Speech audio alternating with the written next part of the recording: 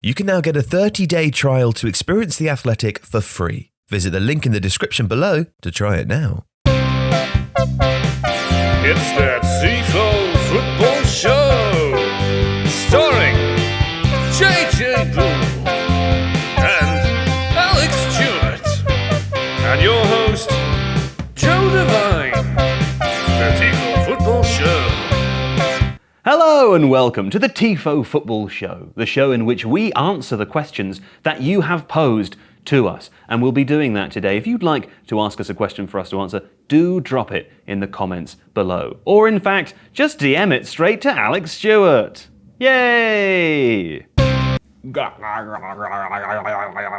Our first question today comes from Football Rat 12 on YouTube. Football Rat 12. Does slagging off your players, like what Antonio Conte has been doing, ever work? Well, that's an interesting question from Football Rat 12. We asked our very own rat, and he's called Seb Stafford-Bloor. Seb, take it away, please. So, should managers slag off players? Okay, so cop-out answer, it depends. Yeah, that's a non-answer, isn't it? But two examples of how it can work out differently. First, one moment I always remember, Darren Bent missing a last-minute chance against Portsmouth, header at the back post. Go and find it on YouTube if you haven't seen it. And Harry Redknapp saying in his post-match interview that his wife would have scored. Throwaway line, bit of a Redknappism. Darren Bent never really forgave him for it, hurt him very, very deeply, felt humiliated by it, kind of bruised the ego. Another example, same kind of period, 2004, Jose Mourinho has just become manager of Chelsea, and Joe Cole, who has been at Stamford Bridge for about a year, keeps getting taken off in games, can't do 90 minutes. He scores a goal in a game, and instead of praising him in his post-match press conference, Mourinho said that, and I'm paraphrasing here, Joe Cole just stopped playing after he scored his goal, and that Chelsea were down to 10 men. And the result of that, so unlike Darren Bent, who got all hurt and eventually ended up leaving for Sunderland, Joe Cole was kind of inspired. It changed his game. He became a much more hard-working player, particularly without the ball. So the lesson is that, cop-out, it depends, but it depends on a couple of things. It depends on the personality of the player, it depends on the situation at the club, and it depends on who's doing the slagging off, because, so Jose Mourinho at the time had recently won a European Cup. Also depends on what's being cultivated at the club itself. So that Chelsea squad was disciplined and focused and kind of galvanized under Mourinho, this talismanic, charismatic guy. And so it was much easier for someone like Joe Cole, young player at the time, to sort of fall into line. Go to Spurs, Darren Bent, Harry Redknapp is Harry Redknapp, hasn't won a European Cup, nor had Spurs at the time. And that Tottenham squad was getting better, but it was still a little bit of hodgepodge of egos and players who thought they were a little bit better than they were, and that kind of stuff. And so it was easy for someone to get it kind of jolted out of out of their own kind of comfort zone. So it depends, and it's the same in life. It's like if Joe criticizes me at Tifo versus if Joe criticizes JJ. I'm a sulker. If you want to criticize me, I have to be finessed. People have to be nice about it. You need to sugarcoat it. JJ, you say JJ, that's and JJ just makes it better. Works all through the night. Hardworking guy. Me, I pout and I have a tantrum for 6 months. So in football, as in life, it depends. Thanks, Seb. What a fantastic story. Have you ever slagged someone off before, JJ? Too many times, and I regret many of them. Not all. Not all. Next question now comes into us from Dean Lyons on YouTube. Dean Lyons asks, who is the best defensive midfielder in the world? Well, I actually know the answer to this one myself. And the answer is N'Golo Kante. According to EA Sports, Electronic Arts say N'Golo Kante has a rating of 90. So that's very exciting, isn't it? But we're going to do you one better, Dean. Yep. We're doing who's the next best defensive midfielder in the world. The next best, yeah? As in the future one? As in the future one. Not the second to... No, as in not the second one, yeah. As in the follow-on one. The next best. The future next. It could also be the second. I mean, technically... So it's eminence, not proximation. Well, but the thing is that one person could occupy both of those roles. You could be a young player who's currently second best, but will be the best after the first player dies. Next,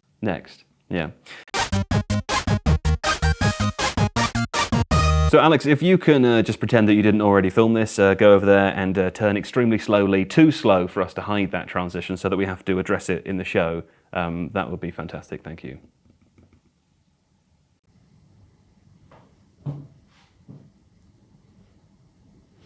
Aurélien Tchouaméni could be one of the best defensive midfielders of the next decade or so.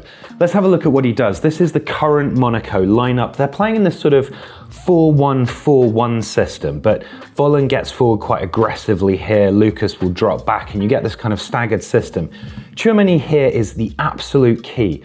What he does first and foremost is he screens this central area. So he's in there, he's winning tackles, he's making sure that his back four is covered. But unlike some old-fashioned central defensive midfielders who basically only screened and carried the water, Tchouaméni is also really capable pushing forward. So like, for example, Wilfred Ndidi does at Leicester City, where he engages that press really high up the pitch and then is able to transition effectively into counter-attacks. You'll see Tchouaméni up here quite often making blocks. He likes to drift out onto the right-hand side as well, while Monaco stack this other side here. And he can play really adept, clever little passes down the line to break here. He can play through balls that way. He's surprisingly deft in possession. This is a big guy physically. Even at only 22, he's aerially very dominant, but he has a surprisingly good touch. And he got an assist versus Lorient, for example, recently with a really nice little chipped ball in field. What you're going to get from him is somebody who is what we like to call a press-resistant midfielder. That means with his ball carrying, his ability to hold players off, he's able to ghost past that first line of the press, and then he is technically capable enough to play something clever off the back of that. So defensively very solid, aggressive. Couple of weaknesses in his game. He is really quite one-footed at the moment. He tends to shoot largely from this sort of distance, and they're quite tame shots most of the time. He also sometimes carries the ball slightly too much into contact. Maybe he needs to drift off a little bit and find a bit more space. But there is no doubt that Monaco's Aurélien Tchouaméni is a really good player and definitely one to watch. Well, that's great. Thanks, Alex. Alex, do you have anyone else that you want to mention? Yeah, Nicholas Hoffler. Who the hell's that? I actually don't know. No, that's a terrible answer. He's 31. Is that what you want to happen? I'm so confused. Next question comes from David Toys. David Toys from Glasgow, who lives in London, wrote in by letter, apparently. How come Sébastien Haller was rubbish at West Ham, but is suddenly amazing now he's moved to Ajax? Explain that, please. Well, here to explain that is Dr. Mark Carey. Doctor, all hands on deck, please. Hi, I'm Mark Carey. Mark Carey is in a normal situation. No weird space stuff just behind the board. And I'm going to be speaking about Sébastien Haller and why he's so good all of a sudden. Premier League fans will remember him at West Ham, and wouldn't want to say that he was a flop, but he didn't quite hit the same heights that he's currently doing for Ajax. And the question is why that might be. Now, it's always a difficult one to say. Different system. It's, you know, a player can often thrive in different systems. But I think the main thing is that for Ajax, they are very possession dominant, and it allows Haller to be in those key areas in the 6-yard box and the whole penalty area. So if we look here, we can see his goals to the first half of the Champions League.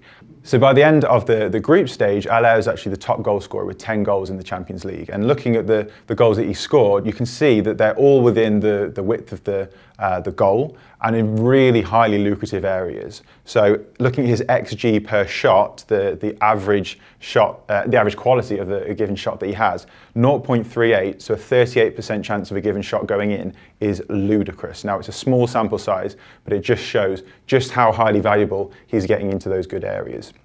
This has also been the case for him at domestic level, playing in the Eredivisie. He's got a lot of players around him in Dusan Tadic and Antony either side.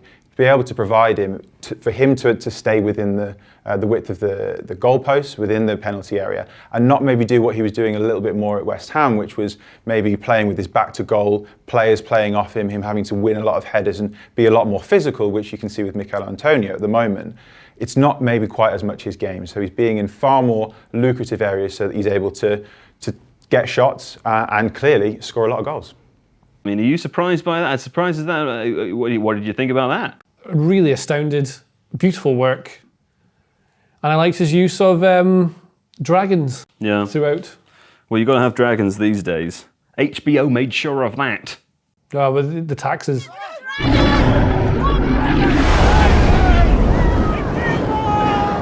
Finally, Canary43 asks how Dean Smith is trying to rescue Norwich. How Dean Smith is trying to rescue Norwich. Now, to answer this question, we have data journalist for The Athletic, Maram AlBaharna. Here we go, Maram. So to answer this question, let's take a look at some passing networks. So what I have here is a passing network of Norwich's win against Brentford under Daniel Farke and Norwich's passing network against Manchester United under Dean Smith. So what are passing networks? They basically give us the average locations of the players on the ball. So the bigger the circuit is, the more possession they had, and the thicker the pass combination is, means that they passed more to each other. Let's talk a little bit about Daniel Farke's side under Norwich. So they were mostly known for a 4-2-3-1. It focused on direct plays, counter-attacks, pressing up the ball, and most importantly, build-up. But that didn't translate as well in the Premier League. And we can even see it against a side that is similar to them in terms of quality. So let's look at the passing network. What does it tell us? So A, they don't have a lot of passing combinations. They didn't dominate possession. They didn't have balance across both flanks. So even though they won through focusing on transitions and trying to beat the opponent on the counter, not building out from the back. So what Norwich had in the Championship would always struggle to translate in the Premier League simply because it focused on a lot of possession, and that was something that they were never going to be able to maintain as much in the Premier League given the quality of the players and quality of the sides. And also, their style of play tends to be a double-edged sword. Their insistence on building out from the back and pressing intensely kind of leaves a lot of spaces for them to cover, which was exactly why they ended up getting relegated in their previous season. We can see that here again. How they won against Brentford was focused on transitions and getting the ball forwards, not so much building out from the back and getting a good cycle of possession. So on the right here, we have Dean Smith's Norwich. Now, immediately it looks much different. What looks different about it? The passes. So there's definitely more passes focused on building out from the back instead of focusing on transitions. But the way they're passing is also different. So as you can see here, there seems to be a more focus on getting the goalkeeper involved in build-up than that wasn't existent under Daniel Farke. The reason for that is giving the players options on the ball. When it's too much of a risk to build out from the back, they have an option to pass it back to the goalkeeper, either throw it long to a player like Rashika that can, for example, carry it forward into the box, or they can pass it into their fullbacks and the centre backs that can then move the ball forwards to the midfield. Their shape also seems to be much better in terms of the compactness and the balance going forward. So positionally, they don't have this wonky looking shape because they now have outlets on both sides. Now, even though Dean Smith fixed some of Norwich's defensive problems, they still have problems going forward. Yes, they find it easier to get into the final third, but when they get there, they're still struggling in terms of their shot volume and quality, and the attacking burden tends to fall mostly on Pukki when it shouldn't. Now, Dean Smith has definitely improved the side for the better, but they're still not good. The reason for this is, even though they're moving to the final third much easier, much quicker, they're still having problems committing numbers in the box. Defensively, even though they're much more compact, they're still leaving spaces for the opposition to attack into, and even worse, making silly technical mistakes that just give the ball to the opposition. So although Dean Smith has improved the side, it just simply may not be enough for the time being. Oh, couldn't have said a truer word there, Maram. I thank you. JJ Bull, I thank you too. All hands on deck. All hands on deck. And to starboard, it's Alex Stewart. Is this starboard, left? I don't know. They should just say left. If you know the answer to this question, please post it in the comments below. We'd love to know. Is starboard left or is it right? I mean, I know. Do you? What is it? supporters left, starboarders right. Oh, Yeah, but what if you're facing backwards? if you're upside down. It's not relative to you, it's relative to the ship. Well, but right, the ship doesn't have right. Well, it has a forward and a back, or a fore and an aft. Only if you think that moving forward is the only direction of merit.